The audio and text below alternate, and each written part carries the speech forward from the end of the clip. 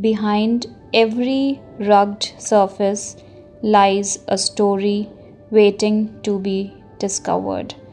Through this texture heart, I wanted to capture a moment where the golden sky, gentle waves, and swaying palm reminds us that even after the darkest days, the horizon is always painted with hope.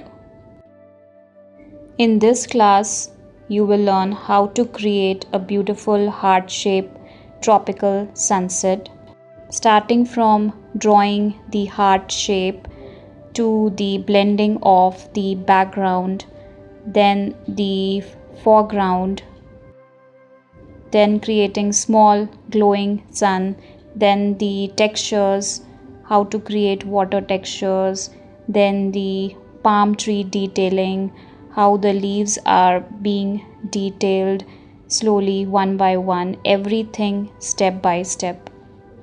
After finishing the painting, we'll start doing the texture part, how to create the perfect texture with acrylic colors and creating some nice effect onto this texture using the same acrylic color with the dry brush method.